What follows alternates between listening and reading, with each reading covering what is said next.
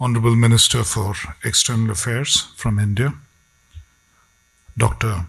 S. Jaishankar, Madam, the Secretary of Foreign Affairs from Mexico, Your Excellency Juan Ramon de la Fuente, Permanent Representative of India in the United Nations, Shri Harish, ladies and gentlemen. Today I stand before you primarily, I think, to talk about the third of the three pillars that they've laid out at the heart of development. Quite honestly, development and most of development gets fueled by technology, and every big spurt of growth that the world has seen has arisen out of change in technology. And this particular wave of technology, driven by artificial intelligence, which is seen as a horizontal technology spanning across various sectors, is probably the last opportunity that countries of the global south, including India, have to truly grow rich and prosperous before they grow old. And that is why it's critical that this is a wave that the global south has to ride, and this is when these gaps would get filled in a sense. And which is why India, in hosting the fourth in a series of AI-related summits, has chosen the message of impact as the key message. This is something that the Prime Minister has personally intervened to say that we need to look at the impact element of what is happening with artificial intelligence in the world. We had a situation, we started with the AI Safety Summit at Bletchley Park in the UK in November of 2023. It moved on to a summit in Seoul, and February earlier this year, the summit in France was entitled the AI Action Summit, and now it's time to actually show impact. So we've moved, and that is partly how quickly AI itself pivots in terms of what is possible and how you came from a situation where you needed heavy capital investment, a lot of resources to be thrown in order for AI to be possible, to a much more nimble version today, which is possible to actually deliver growth and development. Earlier yesterday, in fact, we heard from a colleague who said that 70% of use of LLMs, particularly of the Gen AI LLMs, are on fairly frivolous matters and not on serious development-oriented work. And this is something that we have to ensure that AI truly works to create impact. It works on projects, it works in areas like education, like healthcare, like agriculture, like manufacturing, to create the kind of impact in terms of improvement of efficiency, improvement of productivity, which can make a huge, huge difference. And that's where I think India's approach to AI truly comes in. We are not looking to throw too many resources at this. We believe in frugal innovation. At the same time, we believe in creating impact in the right areas. And that is why it needs to focus on those specific areas where impact can happen. It needs to focus on inclusion. It needs to ensure that nobody gets left behind, both within a country and across the world. It needs to focus on data-driven decisions being taken, data being used more extensively, more widely. And that's clearly where India has also scored in the recent past, particularly in terms of building and using robust digital public infrastructure, both for a development journey within the country and as an offering that we can offer the global south today, in having human resources, an AI-ready workforce. In terms of AI skill penetration, India ranks currently the highest in the Stanford AI Index. In ensuring that we are governed using data, a data-driven governance framework is something that we are working at, and also ensuring that we are open to innovation. It's the third largest startup ecosystem in the world and primarily driven by the private sector wanting to innovate. And the model for AI development that India has adopted through the India AI mission is fully encompasses this philosophy and this approach.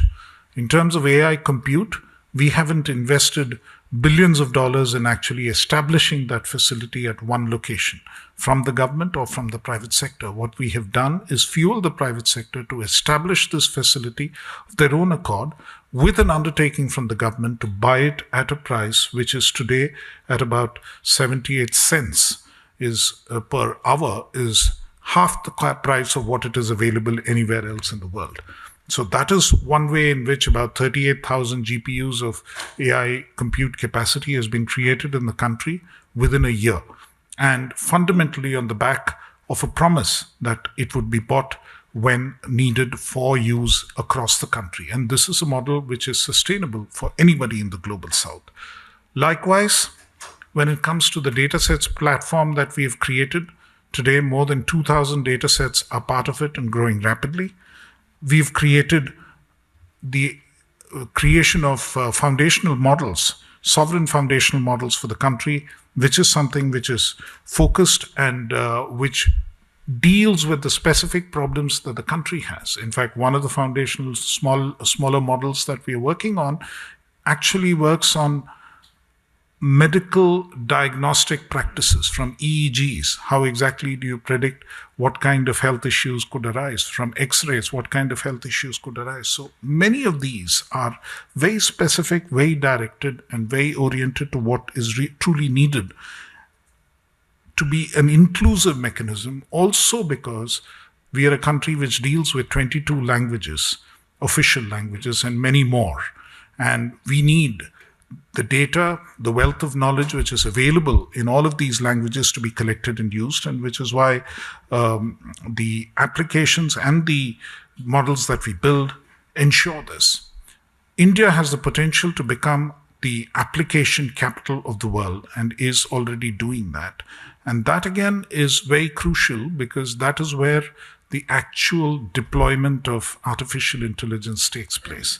And that is where the possibility really exists of not just ensuring that problems of the common people are solved, issues of development are resolved, governance are resolved, and you actually see impact in the various economic sectors, but also because that is where the youth of India would get employed, the youth of many of the other parts of the world would get employed. Somebody has to actually deploy these models. Somebody has to go out there and say, this is how the model would get deployed.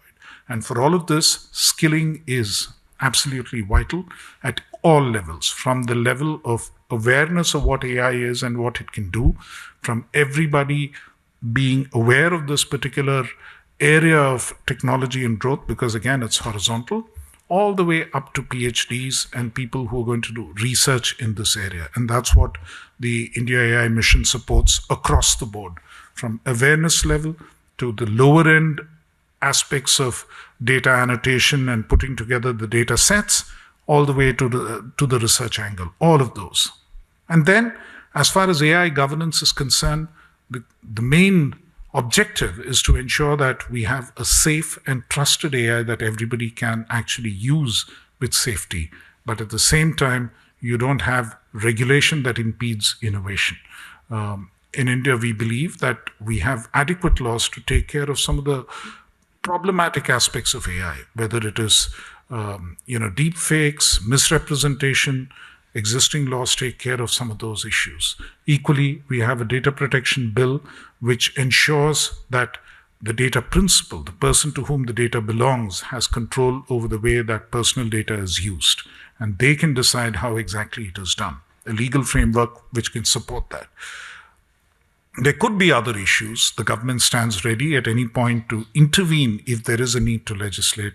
But we believe that this is not the time to legislate.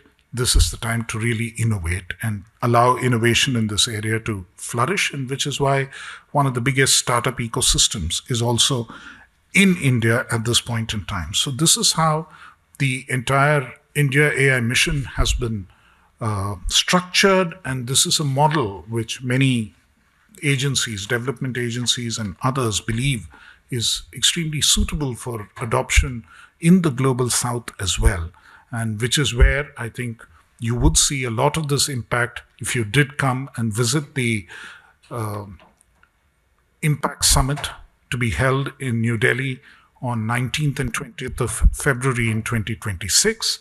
It's going to be a week-long event leading up to the summit with an expo and with various other events, including hackathons intended for youth, for women, and also a mechanism of making sure that we select through a pitch fest successful innovations and successful startups who can raise money for AI applications, in addition to, of course, a research symposium.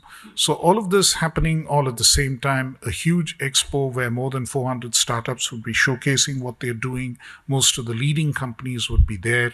And this is truly an effort where everyone is involved, whether it is the governments, the companies, international organizations, the civil society organizations, academia, everybody is involved in this, and we would love to see you all there in February.